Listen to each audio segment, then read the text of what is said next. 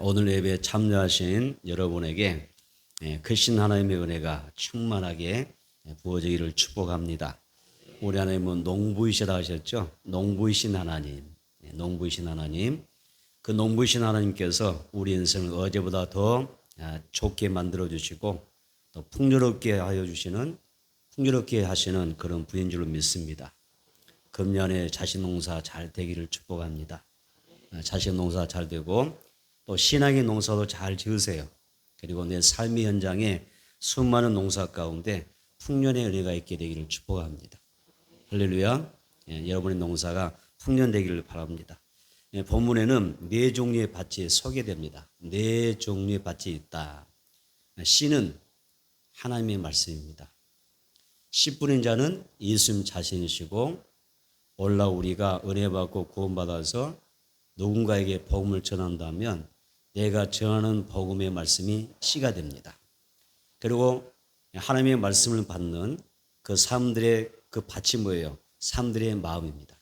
사람들의 마음은 밭이라 표현했습니다. 씨는 말씀이고 씨 뿌린 자가 누구라고 그랬어요? 예수님, 복음 전하는 자. 밭은 뭐죠? 하나님의 말씀을 받아들이는 우리의 마음 밭을 말합니다.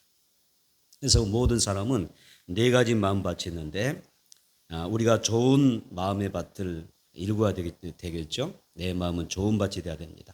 그래서 좋은 밭이 되어서 내 인생과 삶에도 풍년의 열매가 있어야 되고 내 자녀, 저는 정말 자녀들이 잘 되길 바라는 사람이거든요. 그래서 저도 마찬가지고 여러분 자신도 마찬가지겠지만은 자녀의 복을 받아야 됩니다. 그래서 자녀의 가운데 우리의 그 신앙과 사역 가운데서도 60배, 아까 뭐라고 그랬어요? 100배, 30배 열매를 맺는 그런 축복이 함께하기를 바랍니다. 첫째는 길가 밭 같은 마음이 있다. 다시 해볼까요? 길가 같은 마음밭이 있다. 오늘 말씀드리면서 여러분은 어떤 마음의 밭인지를 한번 생각해 보세요. 내 마음은 어떤 마음일까? 네 가지, 사람의 마음은 네 가지 종류인데 내 마음은 어떤 마음밭을 가지고 있을까? 마태복음 13장 4절 볼까요? 읽어보겠습니다. 뿌릴새 들으는 길가에 떨어짐에 새들이 와서 먹어버렸고, 여기에 뭐라고 하셨어요? 길가에 떨어졌다고 했어요. 길가는 길가 같은 마음밭이 있다는 이야기입니다. 여러분, 길가가 어느 때 길가가 생기죠? 밭과 밭 사이에 나는 길이잖아요. 밭과 밭 사이에 길이 납니다. 그래서 사람들이 막 길을 막 걷다 보면 자주 왕래를 하다 보면 이 땅이 다져지고 굳어지면서 길이 생기게 됩니다. 그래서 그런 길 위에 사람들이 밭과 밭 사이에 있는 그 길 위에 씨를 뿌리게 되면 그 씨들이 싹을 틔울 수 있을까요? 싹을 틔울 수가 있습니까? 아니면 뿌리 낼 수가 있습니까? 탄단해서 여기는 씨가 어떻게 싹을 틔울 수도 없고 뿌리를 낼 수가 없어요. 그러면 어떻게 됐어요? 길가에 이 많은 씨가 뿌려졌다면 새들이 날아오고 들어와서 그 씨들을 다 쪼아 먹어버리겠죠. 자, 그런 상태죠. 그래서 널려있는 씨들이 새들이 와서 먹어버렸다. 그러면 길가밭 마음과 그러면 구체적으로 정말 그 사람들의 마음 속에 길가밭 같은 마음은 어떤 마음일까? 마태복음 13장 19절 볼까요? 자, 뭐라고 이야기했을까요? 시작. 아무나 천국 말씀을 듣고 깨닫지 못할 때는 악한 자가 와서 그 마음에 뿌려진 것을 빼앗나니 이런 곧 길가에 뿌려진 자요 그랬어요. 자, 여기서 뭐가 중요해요? 깨닫지 못할 때는 이 말씀이에요. 길가밭이 뭐냐? 정의를 했잖아요. 깨닫지 못하는 마음입니다. 하나님의 말씀을 듣는데 깨달아지지 않아요. 깨달아지면 얼마나 좋겠어요. 어떤 분들은 똑같이 하나님의 말씀 듣지만 은혜가 되고 참 쉽게 이해가 돼요. 어떤 사람은 말씀 듣지만 너무 어렵다고 그래요. 나는 이런 것을 많이 경험해 봤는데 젊은 사람들이 이야기할 때 목사님 설교가 너무 어려워요. 못 알아듣겠어 하는 사람이 있고 나이가 지긋하시고 머리가 백발인데 이분들 뭐냐면 목사님 왜 이렇게 설교가 은혜롭고 답니까? 맛있습니까? 너무 쉬워서 깨달아진대요. 똑같은 말씀인데도 이 말씀을 듣는 그 사람들의 마음밭에 따라 달라요. 그러니까 이것은 하나님의 말씀은 성령께서 감동으로 기록된 말씀이기도 하지만 성령께서 내게 성령이 귀 있는 자는 성령이 교대에 하신 말씀 들을지어다 하시는 말씀 것처럼 하셨던 것처럼 성령이 나에게 깨달음을 주셔야 되는 거예요. 이 말씀을 우리가 은혜 중에도 최고의 은혜가 뭐라고 그래요? 깨닫는 은혜라고 그래요. 깨달아지는 거. 말씀을 들었을 때 이해가 되고 깨달아져요. 이 분별이 된단 말이에요. 이게 큰 축복이거든요. 그런데 오늘 말씀 보니까 아무나 정금 말씀을 듣고 깨닫지 못할 때는 그랬어요. 여기서 아무나가 뭐예요? 아무나 천국 말씀 듣고 아무나가 뭐예요? 이 땅의 모든 삶을 이야기하는 거예요. 아무나 이 땅의 모든 사람들 아무나 그 누구에게나 하나님의 말씀은 선포되는 거예요. 말씀의 씨는 뿌려졌어요. 이 대한민국 땅에 목포 땅에도 이미 하나님의 말씀이 충분히 뿌려졌어요. 믿는 사람이든 안 믿는 사람도 이미 들을 만큼 들었어요. 몰라요? 예수를 모릅니까? 그들의 십자가를 모릅니까? 그분의 죽으심을 모릅니까? 그분의 부활을 모릅니까? 다 알아요. 알죠? 다만 깨달아지지 않는 거죠. 깨달음이 와야 믿어질 수가 있는데 그 믿음이 오지 않는 거예요. 그래서 못 믿는 겁니다. 그래서 이 땅에는 여기서 아무나 천국 말씀 듣고 모든 삶을 이야기하는 건데 우리 하나님은 모든 사람에게 어떤 방법을 통해서라도 하나님의 말씀의 씨를 뿌리고 있더라는 것입니다. 이미 뿌려진 것입니다. 다만 뿌려진 그 말씀을 깨달아서 이 사람이 예수 믿고 구원받은 사람이 있고 말씀이 뿌려졌지만 그 말씀을 깨닫지 못함으로 믿지 못하여 구원받지 못하는 사람이 있을 뿐입니다. 하나님이 우리와 또 우리의 가족들을 정말 사랑해 주시기를 축복합니다. 하나님 우리 영혼을 우리 가족을 사랑해 주셨으면 좋겠어요. 그리고 우리의 이웃의 마음 같아도 너무 사랑이 뭐겠어요? 깨달음의 은혜잖아요. 말씀을 듣고 깨달을 수 있는 그 은혜를 우리에게 사랑으로 주셨으면 좋겠어요. 그래서 내 마음밭에 여러분의 자녀들에게 이미 안 믿는 자녀들도 믿지 않는 부모도 이미 말씀 들었어요. 안 들었어요? 깨달아지지 못하니까 그렇죠. 근데 그런 사람들이 하나님께서 깨달음의 은혜를 주셔서 사랑해 주셔서 하나님 앞에 구원받는 역사가 일어나면 좋겠어요. 그래서 하나님 도와달라고. 깨달아지는 은혜를 주시옵소서. 깨달아져야 순종할 수도 있고 그대로 행할 수도 있고 깨달아져야 하나님의 말씀 따라서 살아갈 수가 있어요. 여러분 우리가 하나님의 말씀은 달다고 그랬습니다. 달고 오면 생명의 말씀. 그 말씀을 우리가 잘 들어서 깨달아서 순종하는 게 축복이지 않겠습니까? 그래서 이렇게 우리에게 하나님의 말씀은 달고 정말 오묘스러운 그런 말씀인데 이 말씀을 우리가 들어서 이 말씀을 통하여 내가 영생을 해야 돼요. 영생. 하나님의 뜻은 뭐예요? 예수 믿고 영생 얻는 거예요. 그래서 우리가 영생 얻고 하나님의 그 언약 약속된 말씀을 통해서 이 땅에서 생육하고 번성하고 창대하고 잘 되어지는 그런 축복을 받게 되기를 바랍니다. 19절에 보니까 말씀을 듣고도 깨닫지 못할 때는 어떻게 되었어요? 자, 19절 말씀 듣고도 깨닫지 못할 때는 어떻게 되어졌습니까? 악한 자가 와서 그 마음에 뿌려놓은 씨를 다 빼앗는다 그랬어요. 하나님 내게 말씀의 밭에 하나님의 말씀을 주셨을 때 깨달아서 내 말씀이 돼야 되는데 깨닫지 못하면 다 뺏어가요. 누가요? 악한 자가 뺏어가요. 새들이 와서 다 쪼아먹어버려요. 그게 길밭입니다. 자, 여기서 빼앗나니 빼앗나니 밑줄로 그렇고요. 빼앗나니는 어떤 뜻이냐면 잡아가다 데려가다는 뜻이에요. 뭐라고요? 빼앗나니 이 뜻이 뭐라고 그러세요? 잡아가다 데려가다라는 뜻이 있어요. 다시 말하면 생명이 그 한 사람의 그 영혼이 전쟁의 포로가 되는 거예요. 포로가 되어서 포획당하여 끌려가는 것을 말하는 거예요. 끌려간다는 뜻입니다. 빼앗나니 내가 포로 되는 거예요. 말씀을 깨닫지 못할 때 말씀 되어서 하나님의 말씀을 빼앗아 간다. 말씀 빼앗아 가면 내 영혼이 어떻게 되겠어요? 한 생명의 양식이 없는데 살 수 없잖아요. 그래서 영적으로 전쟁의 포로가 되는 것이고 포획당하여 끌려가면 어때요? 포로 생활이 여러분 편합니까? 비참한 삶을 살게 되는 것입니다. 그래서 이 말씀의 씨를 사람의 마음밭으로 비교했는데 그 마음밭에서 하나님의 말씀의 씨를 빼앗아가는 존재를 성경에 이렇게 표현합니다. 자, 마태는 내 마음밭에 하나님의 말씀이 뿌려졌을 때 깨닫지 못하면 이 말씀을 누가 빼앗아가느냐? 악한 새. 마태는 새들이 와서 쪼아먹는다. 악한 자가 빼앗아간다. 이렇게 표현했어요. 그런데 자, 여기서 마가는 사탄이 빼앗아간다 그랬어요. 그 다음에 누가 뺏어간다고 하냐면 누가 뺏어간다고 했어요? 마귀가 뺏어간다 했어요. 자, 마태는 아까 누가 뺏어간다고 말씀 뺏어간다고요? 새가 뺏어가고 악한 자가 뺏어간다. 마가는 사탄이 뺏어간다. 누가는 마귀가 뺏어간다. 결국은 마귀예요. 사탄이에요. 우리에게 마귀가 찾아오는 것은 목적이 있습니다. 내 마음밭에 뿌려진 하나님의 그 축복의 말씀의 씨를 빼앗아가기 위해서 오는 것입니다. 우리에게 주신 그 언약의 말씀을 빼앗아감으로 하나님께서 약속하신 그 은혜나 그 복을 누리지 못하게 만드는 것입니다. 그래서 불의한 존재로 만드는 것입니다. 자, 우리 행복과 우리의 그 평안과 생명, 내 영혼을 포획하여 결국은 뭐 말씀의 씨가 없으면 어때요? 결국은 포획당하여 포로가 되어서 어디로? 저 지옥으로 끌려가는 것입니다. 포획당한다는 뜻이에요. 데려간다는 뜻입니다. 요한복음 10장 10절 말씀 기억하십니까? 요한복음 10장 10절 이렇게 이야기하죠. 도둑이 오는 것은 도둑질하고 죽이고 멸망시키려고 하는 것뿐이라 그랬어요. 그 도둑이 누구예요?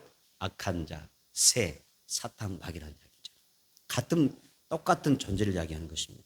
그래서 사탄이 주된 목적, 사탄이 누군가에게 접근할 때는 그 사람과 그 가족들과 그 주변의 사람들을 멸망시키려고 하는 데 목적이 있는 것입니다. 아무나 설교 말씀을 깨닫지 못하면 그 말씀은 사탄에게 다 뺏기는 것입니다. 오늘 여러분들이 마음밭으로 활짝 여셔서 오늘 제가 씨 뿌린 자입니다. 여러분들의 마음밭에 씨를 뿌리고 있습니다. 말씀의 씨를 뿌리고 있는 것입니다. 말씀이 깨달아지기를 축복합니다. 깨달아지면 뺏기지 않습니다. 깨달아지지 않는 말씀은 다 빼앗기는 것입니다. 그래서 결실할 수가 없어요. 열매 맺을 수가 없어요. 그래서 우리는 나의 그 길가와 같은 마음밭을 갈아엎어서 정말 하나님의 말씀에 뿌리가 싹이 나고 씨가 잘 뿌리가 내릴 수 있도록 부드러운 마음으로 만들어가야 됩니다. 그래서 말씀드릴 때마다 고백해야 됩니다. 간구해야 됩니다. 주여 나에게 깨달을 수 있는 은혜 주시옵소서. 따뜻합니다. 주여 나에게 말씀을 깨달을 수 있는 은혜를 주시옵소서. 아멘. 이 깨달아지는 은혜가 있어야 돼요. 감사하잖아요. 말씀을 듣고 깨달을 수 있는 건 감사해요. 듣는데 저게 무슨 말일까? 나와 너무 동떨어져 있네. 내 삶과 너무 동떨어진 것 같아. 이렇게 앉아서 고민하고 있으면 되겠습니까? 마귀가 금방마다 채가버리죠. 하나님께서 여러분들에게, 저와 여러분들에게 계시의 지혜와 계시의 영을 부어주셔서 지혜와 계시의 영을 부어주셔서 말씀이 깨달아져서 그 말씀의 언약 가운데 복을 누리게 되기를 바랍니다. 따뜻합니다. 하나님의 축복은 말씀에서부터 시작이 된다. 믿습니까? 말씀에서부터 하나님의 복이 임하는 거예요. 말씀을 떠나서 하나님의 복이 오지 않아요. 말씀은 약속이지 않습니까? 말씀은, 자, 우리가 말씀을 구약과 신약 하는데 구약의 하나님의 약속의 말씀이고 약자가 약속이잖아요. 약속. 신약, 구약 그러잖아요. 말씀에서부터 은혜를 받고 말씀에서 복을 받는 거예요. 그 말씀이 우리에게 임하지 않으면 복이 올 수가 없어요. 말씀으로 임하지 않는 복은 기복인 거죠. 말씀의 은혜가 임해야 되죠. 생각해 보세요, 여러분. 그래서 오늘 우리에게는 우리가 하나님 앞에서 늘 우리가 하나님의 말씀을 잘 듣지 못하도록 만들고 그 말씀을 깨닫지 못하도록 늘 방해하는 거예요. 예배 가운데도 방해해요. 그래서 우리가 기도할 때 주의 성령께서 운행하셔서 우리 예배를 기쁘게 받아주세요. 영적 예배 드리는 이야기 바로 그거거든요. 왜? 막 딴 생각이 들어오니까. 예배를 드리면서도 어떤 분들은 딴 생각을 막 하는 거예요. 재반 걱정, 세상 걱정, 자녀 걱정, 막 여러 가지 걱정하면서 말씀 드릴 때 말씀 다 놓쳐버릴 때가 많아요. 그래서 예배는 드리지만 그냥 몸만 앉아다가 가는 경우가 많아요. 오늘 여러분의 예배가 성령과 진리로 드려지는 아멘. 영적 예배 되기를 축복합니다. 할렐루야. 영적 예배가 되기를 바랍니다. 그래서 성령으로 말씀으로 충만한 예배가 되는 것이 중요합니다. 그런 우리가 마음을 가지고 예배를 드리십시오. 그러면 하나님께서 여러분들의 예배를 복되게 하실 것입니다. 두 번째 밭이 어떤 마음밭이 있죠? 돌밭 같은 마음밭이 있다 그랬어요. 돌밭 같은 마음이 있다. 자, 마태복음 13장 5절 6절 읽어볼까요? 시작. 더러는 흙이 얇은 어때요? 돌밭에 떨어짐에 흙이 깊지 아니하므로 곧 싹이 나오나 해가 돋은 후에 타서 뿌리가 없으므로 말랐고. 자, 우리 하나님의 말씀은 예수님의 말씀은 우연이지 않습니다. 자, 밑줄 그었습니다. 더러는 밑줄을 그으세요. 그 다음에 돌밭에 떨어짐의 밑줄을 그으세요. 더러는 흙이 얕은 돌밭에 떨어진다. 돌밭은 겉은 흙으로 덮여 있지만 속은 뭐가 있어요? 돌이 가득 있는 거예요. 그러니까 돌 위에 얕은 흙이 덮여 있는 것입니다. 자, 우리가 마태복음에서 여기서는 그냥 돌밭은 이 흙 밑에 얕은 흙 밑에 돌이 있다고 이야기했지만 다른 성경에서는 뭐라고 하냐면 바위가 깔려 있다고 이야기해요. 그 밑에 바위가 있다고 그래요.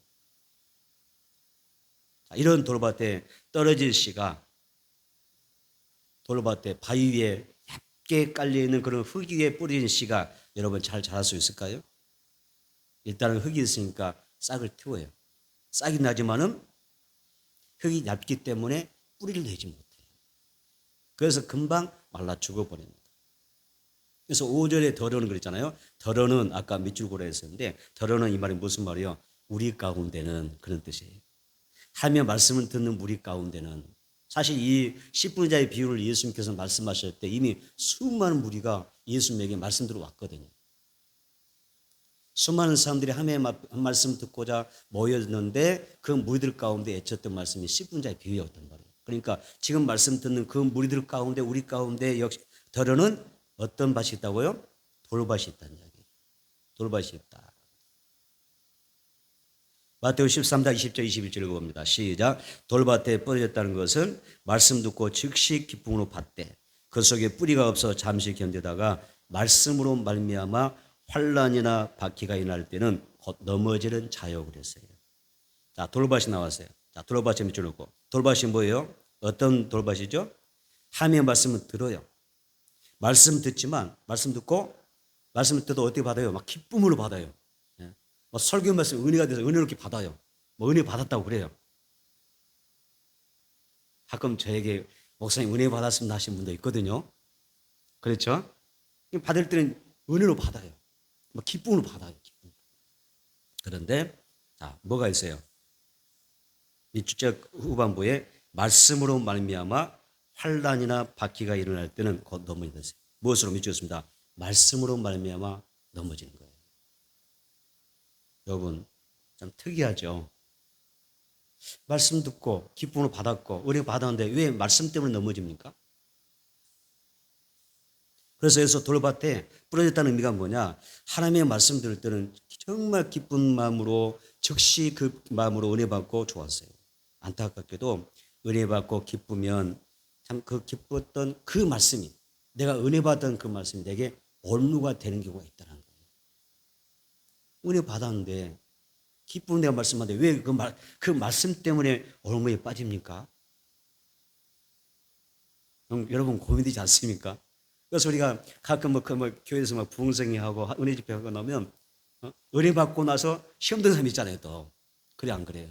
은혜를 너무 많이 받았는데 아마 우리가 부흥성회 통해서 대만을 통해서 은혜 충분히 받았는데 받고 나서 정말 그 기쁨으로 열매가 충만히 할 텐데 더 시험에 빠졌어.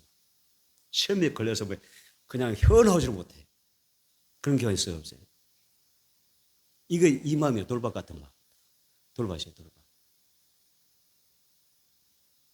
21절에 그 속에 뿌리가 없어 잠시 견디다가 무엇으로 말미암아 말씀으로 말미암아 환난이나 박해가 일어날 때 곧 넘어지는 자는 것이에요. 무엇으로 넘어져요? 말씀으로 넘어져요. 여러분 세상에 이런 일이 있을 수 있나요? 여러분 같으면 그런 세상에 이런 일이 생기면 되겠나요? 하나님의 축복된 말씀 듣고서 왜 내가 그 말씀 때문에 넘어지지 않아요? 여러분 하나님의 말씀은 나를 살리는 것입니다. 하나님의 말씀은 내게 행복을 주는 것입니다. 말씀은 바로 잡으면 여러분이 형통하게 되어 있습니다. 제 개인의 이야기 아닙니다. 성경에 기록되어 있습니다. 말씀이 우리를 형통하게 하고 말씀 나로 하여금 평안하게 하고 말씀이 나로 하여금 살리는 것입니다. 하나님의 말씀은 살았고 생명력이 있어 활력이 있어 어때요? 운동이 있어서 여러분 내 혼과 육과 영을 치료하고 회복하는 것입니다. 살리는 말씀입니다. 얼마나 복된 말씀입니까?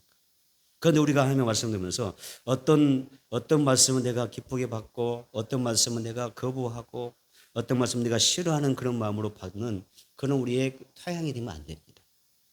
하나님의 말씀을 온전히 받을 수 있어야 됩니다. 성경에 보면 이런 말씀 있잖아요. 하나님의 말씀을 가감하지 말아라 그러잖아요. 더하지도 말고 이 말씀에 이 신구약 66권의 말씀 가운데 이 말씀을 더하지 말고 그 말씀 가운데 빼지도 말아라. 가감하지 말아라 그랬잖아요. 그러니까 빼는 사람도 앞에 책망 듣게 되고 더하는 사람도 책망 듣는다. 이런 말씀 있잖아요. 그렇죠? 말씀을 가감하지 말아라. 그러니까 있는 말씀 그대로 내가 붙잡고 우리가 믿고 신뢰하고 그 말씀 듣고 살아가는 것입니다. 그래서 말씀을 가감한 사람은 믿음의 싹이 제대로 나올 수가 없어요. 여러분이 말씀대로 순종하며 살려고 하면 가끔 이 마음, 이 말씀 때문에 말씀에 인해서 갈등이 생겨날 때가 있어요. 나는 여러분들이 하나님의 말씀 들으면서 말씀 때문에 갈등이나 상처나 시험이나 그런 어려운 일이 없게 되기를 축복합니다. 말씀이 내게 올무가 되면 안 됩니다. 왜? 하나님의 말씀이 왜 올무가 됩니까? 하나님의 잘못입니까? 아니잖아요. 말씀이 왜 올무가 됩니까? 내가 마음밭이 잘못되어지는 거잖아요. 여러분, 그래서 우리는 하나님의 말씀에 갈등하지 말고 그럴 때 어떤 말씀 때문에 갈등이 온다면 내가 이 말씀 오히려 더 생명처럼 여겨서 하나님을 존중하여 그 생명의 말씀 붙잡고 정면 돌파하는 믿음이 있기를 축복합니다. 운동하는 사람도 어느 단계 가면 막 지치고 막 포기하고 싶고 힘들 때 있잖아요. 안 해도 운동하면 사방대가 아프고 뼈도 아프고 그러잖아요. 힘들고 뻐근하니까 아이고 나 못하겠다 포기하면 운동이 됩니까? 그 과정을 극복하고 넘겨야 하죠. 그래야 운동이 됐죠. 맞습니까? 하나님의 말씀이 우리에게 어떤 마음에 때로는 내가 아직 준비되지 못하면 마음이 부담될 수 있어요. 내가 참 이 말씀은 내가 붙잡고 듣고 은혜 받고 산다고 하는 게 너무 좀 부담스럽다. 그럴 수가 있거든요. 부담감을 느낄 수 있는 그런 말씀도 사실 있거든요. 그때는 여러분들에게 부탁하는 것은 포기하지 말고 정면 돌파하는 것입니다. 그러면 하나님께서 여러분들에게 말씀을 보내실 겁니다. 성경의 말씀 보면 우리 하나님 너무 좋아요. 동사가 너무 좋아요. 하나님이 우리에게 뭘 하셔요? 말씀을 보내사. 이 말씀을 보내사 내 삶을 내 삶의 지경을 고치십니다. 그래서 우리에게 말씀을 보내셔서 풍성한 복을 내려주실 줄은 믿습니다. 하나님 주신 그 축복의 말씀을 여러분의 마음에서 사장시키지 말아라. 말씀을 죽이지 말아라. 말씀의 씨앗을 싹을 틔우고 뿌리가 잘 내려서 자라서 좋은 신앙의 열매를 맺는 그런 밭이 되기를 축복합니다. 세 번째 어떤 밭이 있었나요? 가시에 떨기 밭 같은 마음이 있습니다. 마태복음 13장 22절을 볼까요? 시작. 가시에 떨기에 떨어졌다는 것은 말씀을 들으나 세상의 염려와 재물의 유혹에 말씀이 막혀 결실하지 못하는 자라고 그랬습니다. 여기 보니까 가시떨기에 밭이 있습니다. 내 마음밭이 가시떨기와 자라 있는 것입니다. 한 부자 청년이 예수님을 찾아왔습니다. 예수님 앞에 무릎을 꿇고 짐을 듭니다. 선한 선생님이여, 내가 어떻게 하면 영생을 얻을 수 있나요? 이런 질문을 했죠. 그 모든 그 내용의 줄건 내가 좀 더 정리하지 않고요. 그 중에 핵심만 이야기해 보겠습니다. 한 청년이 예수님 앞에 무릎 꿇고 와서 어떻게 하면 주님 제가 영생 얻을 수 있습니까? 영생 얻고 싶고 천국 가고 싶은 거예요. 부자 청년이. 그때 아까 이 청년이 예수님 앞에 뭐 했다고 그랬어요? 무릎을 꿇다 그랬죠. 무릎을 꿇었습니다. 예수님 앞에 와서 무릎을 꿇고서 예수님 어떻게 하면 영생할 수 있습니까? 라고 했을 때 이때 무릎을 꿇다라고 하는 이 단어가 히브리 동사입니다. 히브리어 동사라고 그러는데 고니 피프터라고 그럽니다. 고니 피프터라고 그럽니다. 그래서 고니는 무릎이라는 뜻이고 피프터 뭐였어요? 거꾸로 하지다라는 뜻입니다. 얼마나 간절했어요. 그죠? 무릎을 꿇고 그냥 무릎 거꾸로 하다. 무릎 꿇는데 거꾸로 하지다 그랬단 말이에요. 그래서 이 고니 피프터라는 단어가 합성된 단어가 무릎을 꿇다는 단어입니다. 근데 이 고니 피프터는요, 무릎을 꿇다는 단어인데 그 히브리어의 우리가 언어도 어감이라는 게 있잖아요. 어감이 어떤 거냐면 애매하다는 뜻입니다.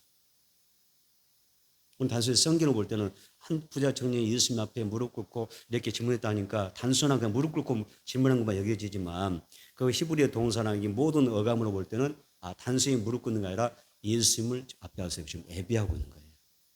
애비하고 있는 모습입니다.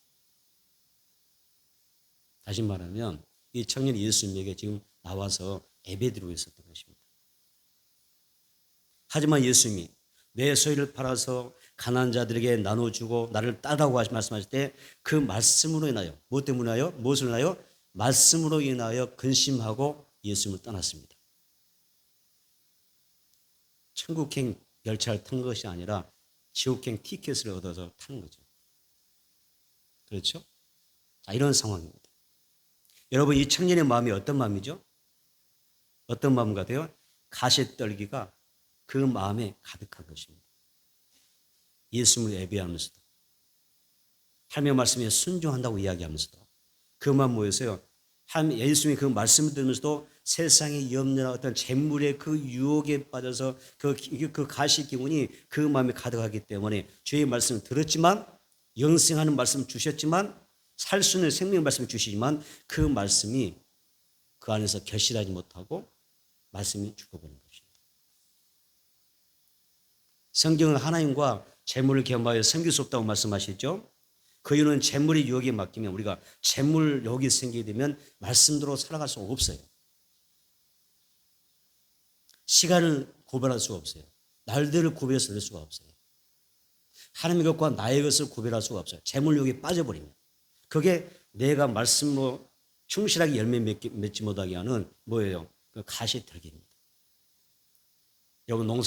여러분 우리 다 도시에 사신 분들은 농사는 안 지을 것 같고 어쩌다 한 번씩은 뭐 주말 농경 하신 분들은 이해가 있을지 모르겠지만 여러분 아무리 곡식이 잘라도 여러분 잡초를 제거해주지 않으면 잡초가 더 곡식보다 우거지면 곡식이 자라나요? 물론 자랄 수도 있겠지만 여기에 열매를 맺을 수가 없어요. 열매를 기대할 수가 없습니다. 가시떨기가 너무 많습니다.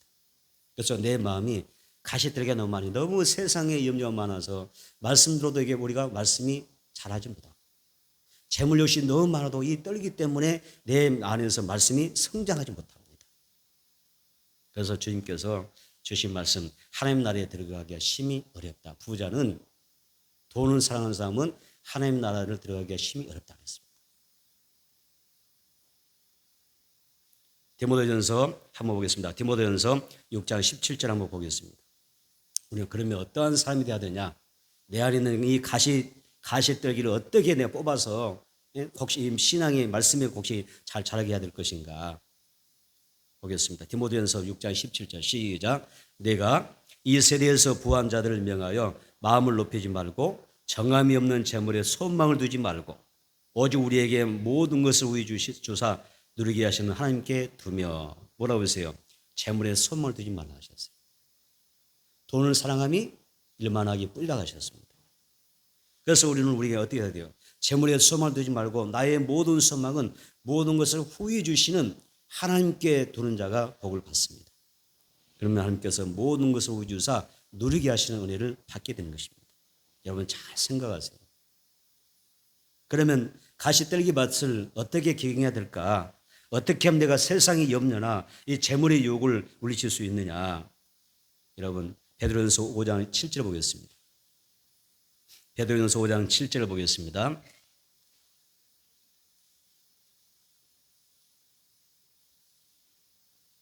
있습니다. 너희 염려를 다 주께 맡겨라. 이런 그가 너희를 돌보심이라. 아멘. 자, 여기서 밑줄로 오세요. 너희 염려를 다 주께 맡기라 그랬습니다. 여기 맡기라는 뜻이 있어요. 더 리얼한 뜻이 있는데요. 자, 너희 염려를 다 주께 맡기라. 이 맡기라가 염려를 주께 던지라는 뜻입니다. 맡기라가 뭐로 바뀌었어요? 던지라 그랬습니다. 이때면 나의 염려를 내가 이걸 안고 하지 말고 이 가시떨기 가지면 안 되니까 예수님에게 나의 염려를 어떻게 토스하는 것입니다. 주님께 줘버려요. 따라서 합시다. 내 모든 염려를 다 주님께 드립니다. 해결해 주시옵소서. 할렐루야. 토스하는 것입니다. 내가 염려한다고 해서 됩니까? 안 되죠. 너의 모든 염려를 맡겨라면 염려를 주께 다 던져버려 이런 뜻이거든요. 토스라는 이야기죠. 다시 말하면 기도하라는 뜻입니다. 가시떨기인 세상의 염려가 엄습할 때 예수님께 토스, 아멘, 던져버리세요. 그렇게 하십시오. 왜 고생하십니까? 다 던져버려. 염려하지 말고 다 던져버리세요. 빌립보서 4장 6절에 아무것도 염려하지 말고 다만 모든 일에 기도와 간구로 너희 구할 것을 감사함으로 하나님께 아뢰라 이렇게 말씀하십니다. 여러분의 모든 염려를 주께 토스합시다. 주여 책임져 주세요. 받아주세요. 던져버리세요. 주님이 그렇게 말씀하잖아요. 우리가 뭐 생떼 쓰는 것이 아니라 하나님이 그렇게 말씀하지 않습니다. 하나님께서 염려를 다 해결해 주실 것을 믿고 우리는 다만 딱 한 가지만 됩니다. 감사함으로 기도합니다. 그러면 여러분의 모든 문제가 다 해결될 줄 믿습니다. 가시떨긴 재물에 유혹이 찾아오면 우리가 세상 염려가 찾아오면 믿음으로 잘 극복이 돼야 되죠. 자, 여기서 마태복음 13장 22절을 보니까 어떤 말씀이 뭐라고 그랬어요? 어떻게 표현됐나요? 마태복음 13장 22절에 말씀이 막혔다 그랬던 것 같아요. 말씀이 막혔다. 말씀이 막혔다. 숨 막히게 하다. 질식시키다는 뜻이에요. 숨 막히게 하다. 질식시키다는 뜻이에요. 재물의 마음을 빼앗기면 세상 염려 우리가 빠지게 되면 사로잡히게 되면 내 마음속에 하나님의 말씀이 살아 역사할 공간이 없어요. 말씀이 기갈이 오면 그 영이 숨을 못 쉬어요. 그 영이 질식하여 죽는 것입니다. 예수 우리에게 자유함을 주시기 위하여 세상의 염려와 재물의 유혹, 이 가시떨기를 제거하려고 오신 것입니다. 그래서 예수님이 가시멜리관 쓰신 거잖아요. 우리가 매일 하나님의 말씀을 묵상하고 늘 강단의 말씀을 들으면서 내 믿음이 자라감으로 가시떨기라고 하는 이 세상의 염려나 재물의 유혹이 다 벗겨지고 말씀으로 충만해져서 말씀으로 인하여 새롭게 여러분 인생이 빚어지게 되기를 축복합니다. 네 번째는 좋은 땅 같은 마음이었습니다. 예수는 마태복음 13장 23절에서 좋은 땅에 뿌려졌다는 것은 말씀 듣고 깨닫는 자니 결실하여 어떤 것은 좋은 어때요? 100배, 어떤 것은 60배, 어떤 것은 30배 되니라 했어요. 여러분 오늘 예배드린 여러분의 모두가 좋은 땅, 좋은 마음을 가질 수 있게 되기를 바랍니다. 좋은 땅이 어떤 땅이에요? 자, 오늘 이 말씀에서 좋은 땅이 뭐예요? 깨닫는 그 마음을 가진 땅이 좋은 땅이에요. 깨닫는 그 마음을 좋은 땅이라 그래요. 그래서 말씀 듣고 깨달아서 우리가 좋은 열매를 맺을 수 있어야 됩니다. 농부이신 하나님은요, 우리에게 더 좋은 열매 맺기를 바라시고 이것이 하나님 우리를 구원하신 목적이기도 하고 나를 지으신 목적이기도 해요. 우리가 어떤 열매 맺을까? 여러분 좋은 열매 한번 맺어보세요. 나는 좀 신앙생활하면서 좋은 열매 많이 맺어보고 싶다. 어떤 것은 무슨 말이에요? 그 어떤 것은 우리를 이야기해요. 어떤 사람은 이렇게 바꾸고 읽어야 돼요. 어떤 사람은 100배, 어떤 사람은 60배, 어떤 사람은 30배 더 그 말이잖아요. 좋은 예민인데 저는 갈라디아서 5장 22절 23절 사랑과 상의 열매, 희락, 즐거움, 기쁨이 충만하기를 바랍니다. 희락의 열매, 그 다음에 뭐였어요? 화평의 열매, 인내의 열매, 자비의 열매, 양성과 온유와 절제와 뭐였어요? 9가지. 전 세다 보니까 어떤 거 빠뜨릴 수도 있어요. 네. 자, 사랑, 희락, 화평, 자비, 인내, 양성, 충성, 온유, 절제, 열매. 우리 신앙생활에 막 이런 열매 주름이 맺혀야 돼요. 성령으로 여러분들의 열매가 맺혀지길 바랍니다. 아멘. 그리고 신앙생활하면서 이 생명사진은 전도 열매 맺혀야 돼요. 내 가정도 살려야 되고 내 자녀도 구원해야 되고 할 일 많아요. 로마서 16장 5절을 보면요. 에베네도가 아시아에서 처음 익은 열매라는 표현이 있어요. 그럼 이 말씀은 어떤 자냐면 바울 사도가 아시아 전도를 하면서 첫 번째 전도에서 구원했던 사람을 이야기했어요. 그래서 하나님 아버지 내가 어차피 예수 믿으면서 이왕이면 나도 또 좀 열매를 좀 맺어야 되는데 내 가족부터 열매 맺겠다. 기도하면서 그렇게 나아가면 주님께서 도우실 줄 믿습니다. 그 다음에 또 하나 열매 한번 제가 추천합니다. 성경에 너무 많이 나와 있으니까 찬양의 열매를 맺으셔야 됩니다. 무슨 열매 맺어야 돼요? 찬양의 열매. 이건 너무 중요해요. 여호와의 종들아 너는 해 뜨는 데부터 시작해서 해 질 때까지 뭐하러 오세요? 여호와를 찬양하라 그래요. 해 뜰 때부터 시작해서 해 질 때까지 하나님의 종들은 하나님을 찬양하라 이렇게 이야기해요. 찬양서는 굉장히 중요해요. 히브리서 13장 15절에 찬미 제사를 뭐라고 그러죠? 입술의 열매라고 그랬어요. 찬양의 입술의 열매입니다. 이에도 좋은 열매가 많을 것입니다. 여러분 좋은 땅 돼서 열매 맺으세요. 맞습니다. 많이 찬양하자. 하루 종일 찬양하자. 입에 그냥 입이 부르트면 어떻게 여기 하루 종일 부르면 그래도 주님의 명령이니까 해보세요. 찬양하면 모든 흑암이 역사가 떠나갈 것입니다.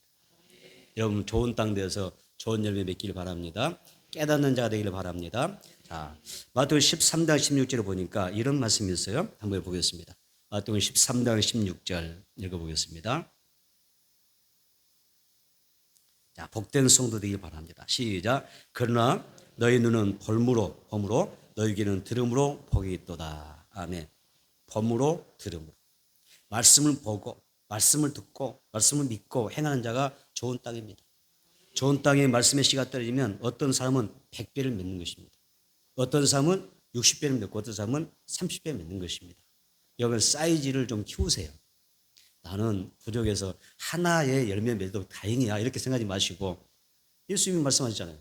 좋은 땅에는 30배, 100배를 맺는다는데 내 신앙에서 여러 방면에서 여러 가지 모습으로 모양으로 좋은 열매 많이 맺으면 좋지 않겠습니까?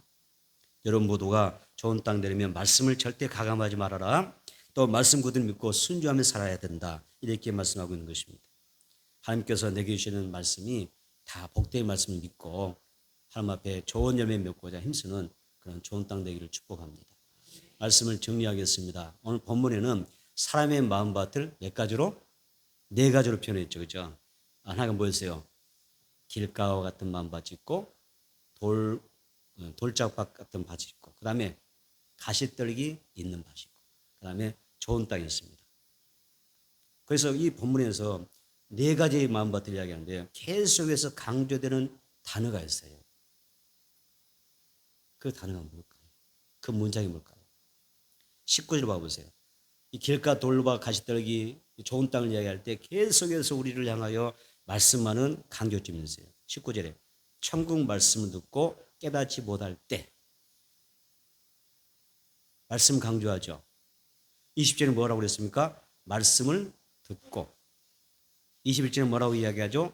말씀으로 말미암아 22절에 뭐라고 이야기하죠? 말씀을 들으나 무슨 말입니까? 네 밭이 길가 돌짝밭 가시떨기와 좋은 땅 모두 하나같이 모두가 공통점이 있는데 하나님의 말씀 다 들었습니다. 말씀 다 들은 것입니다. 이들은 교회 안에 머물렀고 예배를 드렸고요. 다 같이 말씀 들었습니다. 중요한 사실은 말씀은 다 들었지만 그 신앙과 삶은 각자 다른 것이고 열매는 다른 것입니다. 여러분 길가 돌밭 가시떨기 좋은 땅 중 여러분의 마음밭은 어떤 마음일까요?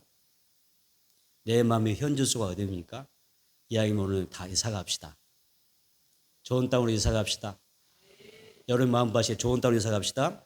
그 중에 가장 중요한 좋은 땅이 되는 특징이 뭐예요? 깨닫는 은혜를 받는 것입니다. 여러분 모두가 좋은 열매를 풍성하게 맺는 좋은 땅 되는 성도가 되기를 축복합니다. 그래서 이 땅에서 잘 되었으면 좋겠어요. 여러분이 잘 되고 여러분의 가정과 자녀가 잘 되고 우리 교회가 잘 되어지고 아멘. 장차 내가 농부신 앞에 섰을 때 착하고 충성된 종이라 칭찬받을 수 있는 그런 복 있는 성도가 되기를 축복합니다.